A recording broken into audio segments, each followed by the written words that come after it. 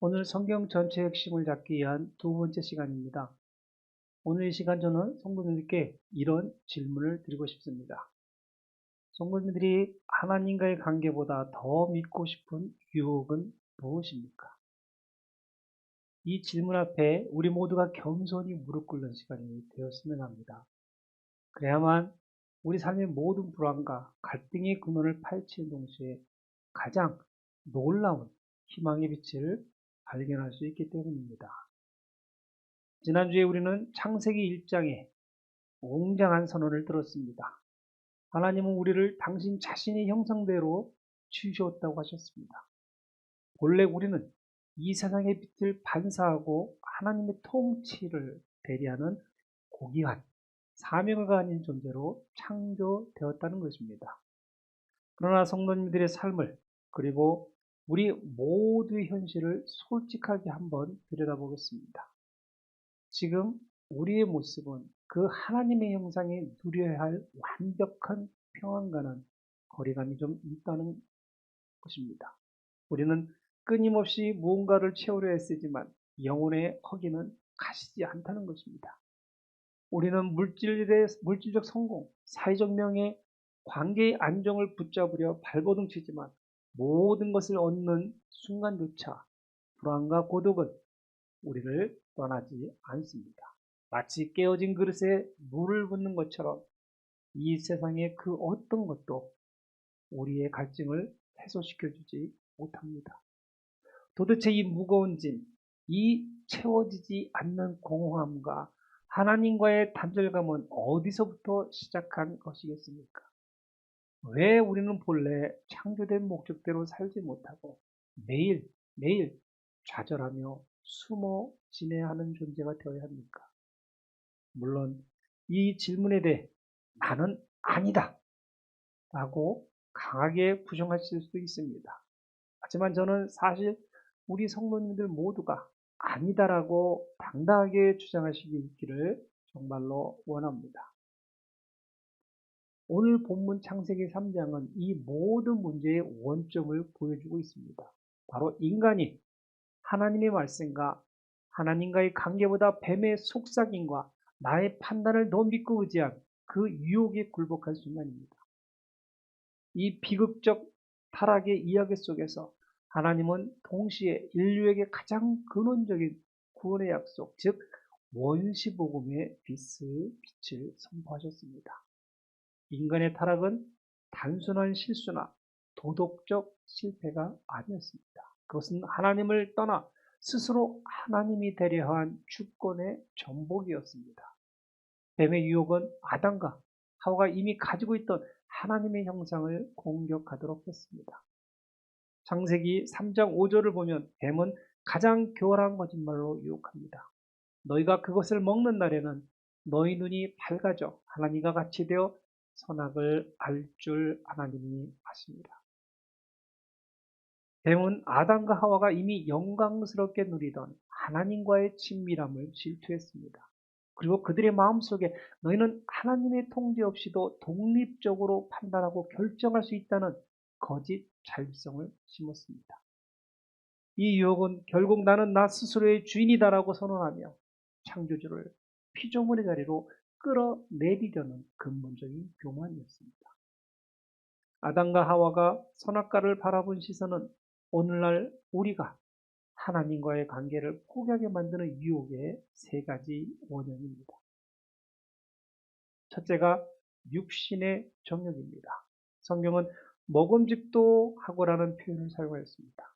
이것은 순간의 만족, 육체 욕망, 즉각적인 쾌락을 추구하는 유혹입니다. 오늘날 우리를 덮치는 중독들인 도박, 술, 오락, 무분별한 소비 등은 모두 이 먹음직함의 연장선상에 있습니다. 이 유혹은 우리에게 이렇게 속삭입니다. 하나님으로부터 영원한 만족을 기다릴 필요 없어. 지금 당장 내가 원하는 것을 내 힘으로 취해. 부모님들, 이 유혹에 빠져드는 순간 우리는 하나님의 풍성한 공급보다 나의 충동적인 욕구를 더 믿고 신뢰하게 된다는 것을 아십니까? 안타깝게도 죄의 유혹은 우리의 의지로만 이길 수 없습니다. 유혹에 닥쳤을 때 단순히 하지 말아야지 라고 버티는 것은 소극적인 방어에 불과합니다. 성경은 성령을 따라 행하라는 적극적인 행동을 요구합니다. 도박, 술, 무분별한 소비 대신에 성령이 기뻐하시는 건설적인 행위로 의식적으로 방향을 돌려보는 것도 좋을 것입니다. 즉시 기도하는 자리로 가기, 성경 말씀 묵상하기, 다른 사람을 섬기는 봉사활동에 참여하기를 하는 것입니다. 죄를 피하는 것이 아니라 하나님께로 나아가는 것이 승리입니다. 세상의 쾌락은 일시적인 자극일 뿐이라는 것을 다들 잘 아실 것입니다. 참된 민족은 오직 하나님과의 깊은 관계, 즉 안식에서 나옵니다. 육신의 정욕은 우리에게 너는 부족하다고 속삭입니다. 이 거짓말을 이기는 것은 하나님 안에서 이미 충분하다는 진리를 확신하는 것입니다. 성도님들의 삶의 중심을 소유나 충족이 아닌 하나님 자신에게 두는 것입니다. 여호와를 기뻐한다는 것은 그분의 임재와 말씀, 그분이 우리를 위해 이루신 구원사에게 감격하는 것입니다. 이 영적인 기쁨이 깊어질 때 세상의 먹음직한 것들은 힘을 잃고 빛을 잃게 될 것입니다. 두 번째가 안목의 정욕입니다. 성경은 보암직도 하고라는 표현을 사용했습니다. 이것은 눈에 보이는 외적인 기준과 가치를 추구하는 유혹입니다. 세상의 성공, 명예, 부유함 그리고 남들에게 보여지는 이미지입니다. 우리는 종종 하나님이 우리에게 주신 내면의 가치보다 세상이 정한 외부의 기준에 맞추기 위해 영혼을 소진합니다. 인류 최초의 죄가 쾌락이 아닌 눈의 만족에서 시작되었듯이 우리는 타인의 시선과 박수갈채를 하나님이 주는 칭찬보다 더 중요하게 여기며 이 안목의 정욕을 믿고 의지합니다. 안목의 정욕은 우리의 삶을 끊임없는 비교와 경쟁 그리고 외적인 이미지 구축에 쏟게 만듭니다. 이 유혹을 이기기 위해서는 세상의 기준을 하나님의 가치로 대체하는 영적 훈련이 필요합니다. 우리가 세상의 보암직한 것에 끌리는 이유는 우리의 시선이 땅이 유한한 곳에 고정되어 있기 때문입니다. 영적인 승리는 시선을 바꾸는 데서 시작됩니다. 세상의 성공, 명예, 부유함은 곧 사질 땅의 것들입니다. 이 가치들을 추구하며 영혼을 서진하기보다 영원히 변치 않는 하늘의 가치에 시선을 고정하면 어떻겠습니까? 타인의 시선을 의식하며 소비하거나 행동하고 싶을 때 즉시 멈추고 스스로에게 질문해 보시기 바랍니다. 이것이 하나님 나라의 영원한 가치를 짓는 일입니다. 이렇게 위의 것을 생각하는 훈련은 세상의 박수갈채가 아닌 하나님의 칭찬을 목표로 삼게 됩니다. 안목의 정욕은 우리의 외면을 꾸미는 데 집착하는 게 아닙니다. 그러나 성경은 우리의 진정한 가치가 내면에 있음을 선포하고 있습니다. 베드로전서 3장 3절에서 4절 말씀입니다. 너희의 단장은 머리를 꾸미고 금을 차고 아름다운 의복을 입는 외모로 하지 말고 오직 마음에 감추인 사람을 온유하고 안정한 심령에 썩지 않을 것으로 하라. 이는 하나님 앞에 값진 것입니다. 하나님이 귀하게 여기시는 것은 온유하고 흔들리지 않는 심령, 곧 그리스도의 성품으로 빚어져 마음속에 숨겨진 사람의 아름다움입니다. 타인에게 인정받기 위해 에너지와 물질을 쏟기보다 아주 짧은 시간이라도 말씀 묵상과 기도를 통해 내면의 성품을 단장하는 데 시간을 투자해 보십시오. 하나님의 눈에 값진 것에 집중할 때 세상의 헛된 기준으로부터 자유로워질 수 있을 것입니다. 안목의 정욕은 우리의 선행마저도 사람에게 보이려는 동기로 변질시키기도 합니다. 마태복음 6장 1절은 말씀합니다. 사람에게 보이려고 그들 앞에서 너희의 의를 행하지 않도록 주의하라. 그리하지 아니하면 하늘에 계신 너희 아버지께 상을 받지 못하느니라. 우리의 선행, 헌신, 봉사 등 모든 신앙 행위의 동기를 타인에게 보여주기 위함에서 오직 하나님 한 분만을 기쁘시게 하기 위함으로 바꾸는 것입니다. 하나님만이 하시는 행위를 통해 진정한 상급을 기대할 때 우리는 세상의 칭찬으로부터 독립하여 하나님의 귀한 자녀로서의 담대함을 회복하게 될 것입니다. 셋째는 이생의 자랑입니다. 성경은 지혜롭게 할 만큼 탐스러움이라 했습니다. 교만이기도 한 이것은 지식과 능력으로 하나님처럼 되려는 가장 치명적인 유혹입니다. 우리가 나는 혼자서도 충분하다고 믿는 순간 우리는 하나님을 의지하는 것을 거부하게 됩니다. 우리의 고귀한 모습이 교만으로 변할 때 우리는 내 인생의 주인은 나다라는 위험한 우상이 됩니다. 이생의 자랑은 내가 내 삶의 주인이다라는 자기의지에서 비롯됩니다. 이 교만을 이기기 위해서는 나의 능력을 하나님의 능력으로 대체하는 영적 훈련이 필요합니다. 교만이 무엇입니까? 미래에 대한 통제력을 내가 쥐고 있다는 착각한 데서 발생합니다. 우리는 나의 지혜와 계획이 완벽하다고 자부할 때 넘어집니다. 통장잔고, 경력, 지식 등 스스로 쌓아올린 모든 것을 자랑하기 전에 이 모든 것이 주께서 허락하셨기 때문에 가능했다고 고백해야 합니다. 중요한 계획을 세우거나 큰 성취를 이룬 후에 내가 해냈다는 생각이 들 때마다 잠시 멈추시기 바랍니다.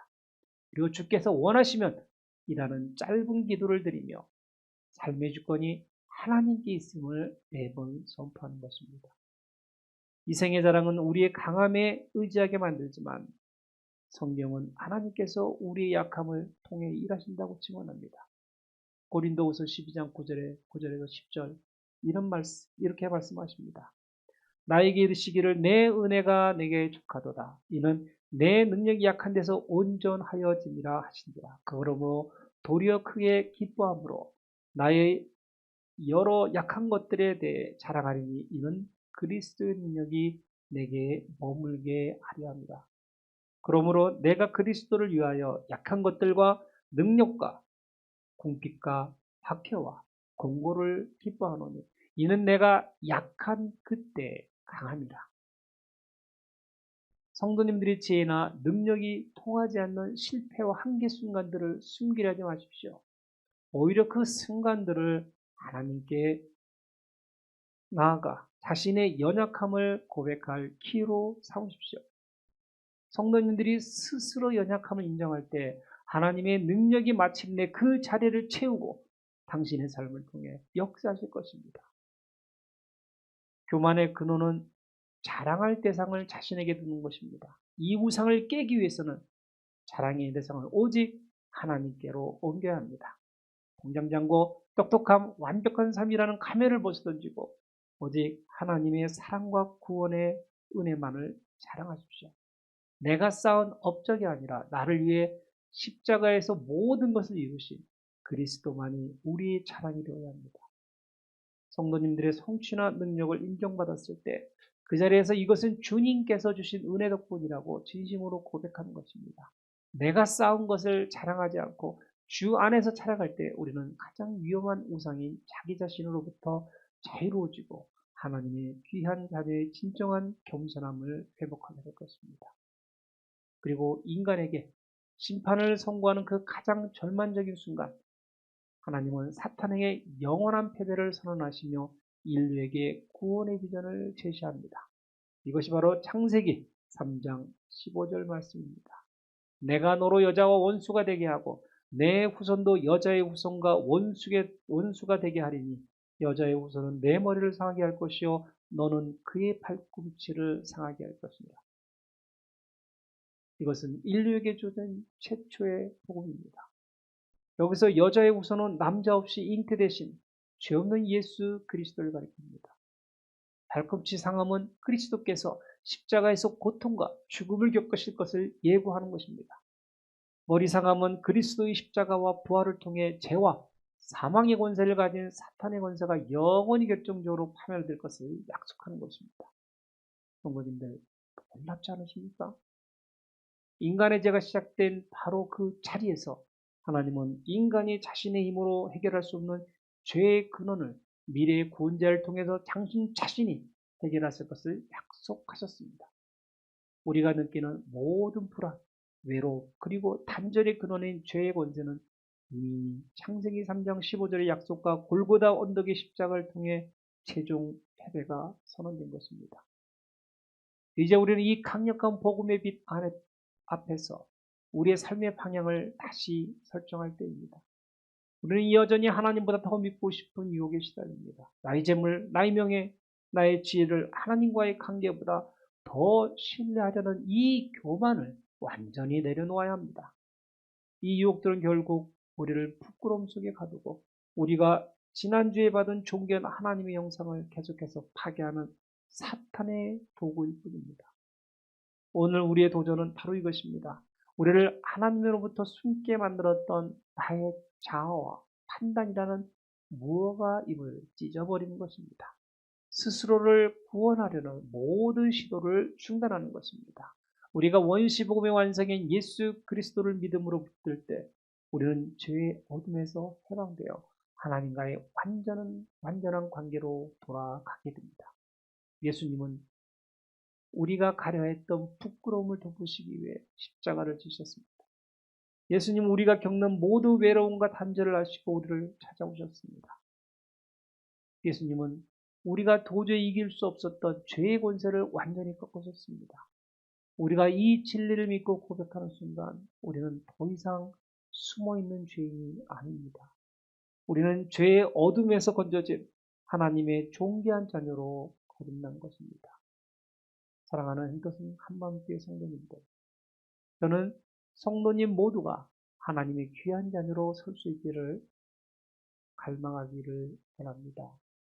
이 시간 눈을 감고 고백하십시오. 내가 의지했던 모든 유혹을 내려놓고 뱀의 머리를 밟고 승리하신 예수 그리스도를 나의 유일한 구원자로 믿음으로 받아들이겠습니다라고. 이 믿음으로 창조된 목적대로 빛을 발하며 하나님과의 끊어지지 않는 관계 속에서 참된 평안과 기쁨을 누리는 저와 성도님 되시기를 우리 주 예수 그리스도의 이름으로 간절히 축원드립니다. 아멘.